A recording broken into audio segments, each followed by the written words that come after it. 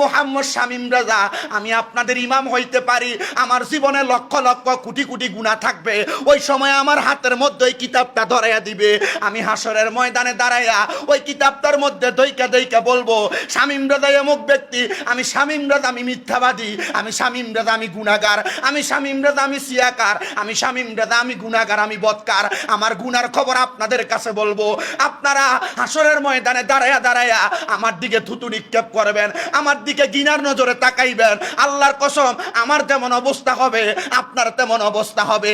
আপনি এলাকার কোটিপতি হন না কেন, লক্ষ টাকার মালিক হন না কেন, 1000 টাকার মালিক হন না কেন, দামি বিল্ডিং এ থাকেন না কেন, কোটি টাকার গাড়ি চড়েন না কেন, হাসরের ময়দানে আপনার হাতের মধ্যে যখন কিতাবটা ধরাইয়া দিবে, আপনি আপনার গুনার কথা হাসরবাসীর সামনে বলতে থাকবেন, ইয়া রাসূলুল্লাহ, ইয়া হাবিবাল্লাহ। সেখানে আমার সন্তান থাকবে, যেই সন্তানের সামনে কোনোদিন আমার গায়ের কাপড় সরে নাই, ওই জায়গায় আমার গুনার কথা আমার সন্তান শুনবে, ইয়া রাসূলুল্লাহ। সেই জায়গার মধ্যে আমার এলাকার আত্মীয় স্বজন থাকবে, যেই মানুষ আমাকে বড় ভালো জানতো, আমি লুকে লুকে গুনাহ করতাম, ইয়া রাসূলুল্লাহ, ওই জায়গার মধ্যে আমি কি আমার গুনার কথা বলবো? আল্লাহর হাবিব কয়, হ্যাঁ আয়েশা, শোনো শোনো শোনো, দুনিয়ার মানুষগুলা তখন তাদের গুনার কথা হাসরের ময়দানের মধ্যে বলতে থাকবে, ইয়া রাসূলুল্লাহ, ইয়া হাবিবাল্লাহ, যেই ব্যক্তি আমলওয়ালা ওই ব্যক্তির অবস্থা কেমন হবে? নবী আমার বলে, গুনাহগার গুলা গুনার কথা বলার পরে মানুষ তাদেরকে ধিক্কার জানাবে, আহা তারে কত ভালো জানতাম, তাকে কত মহাব্বত করতাম, কিন্তু তার গুনার কারণে এখন আমরা তার মুখোশ উন্মোচন পাইলাম, তার পরিপূর্ণ চরিত্র জানতে পারলাম। নবী গো, নেক আমলওয়ালা ব্যক্তির অবস্থা কেমন হবে?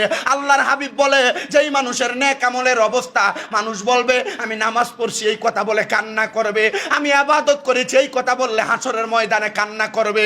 নবী গো, হাসরের ময়দানে কান্না করবে, এই কান্নার কারণে আমার আল্লাহ তাআলা কি তাকে মাফ করবে না? নবী আমার বলে, তার ক্ষমা তো কবরে রাখার আগে হয়ে গেছে। আল্লাহ তাআলা আল্লাহর নিদর্শন দেখানোর জন্য হাসরের ময়দানে বান্দাকে দাঁড় করিয়ে দিবে। পড়েন সুবহানাল্লাহ। চিন্তা করে দেখছেন, আপনি যেই গুনাহ করেন, এখন আপনার শুনতে দেখে না, মা দেখে না, বাপ দেখে না, এলাকার কেউ দেখে না, আপনার গুনাহ লিখতেছিনি, এই কথা কয় না, দেখতেছি কিনা? কেরামান কাতিবিন, কোন না কেরামান, এ দুইজন লেখেনি, ডাইন কাদেরটা বালাডি লেখেনি, এ বই কই?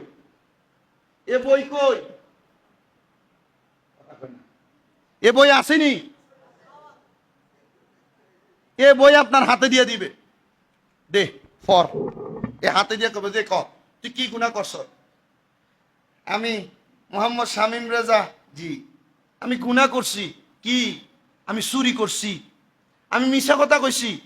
আচ্ছা, হাসরের ময়দানে আমার সন্তান থাকবো নি, মা থাকবো নি, বাপ থাকবো নি?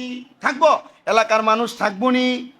তারা না জানে আমার শরীরে পাঞ্জাবি, মাথার টুপি, নবী সুন্নত বাব রিসুল, মুখে সুন্দর দাড়ি, ওমা তোরে তো এত ভালো জানতাম, তুই চুরি করছ, তুই মিছা কথা কইছ।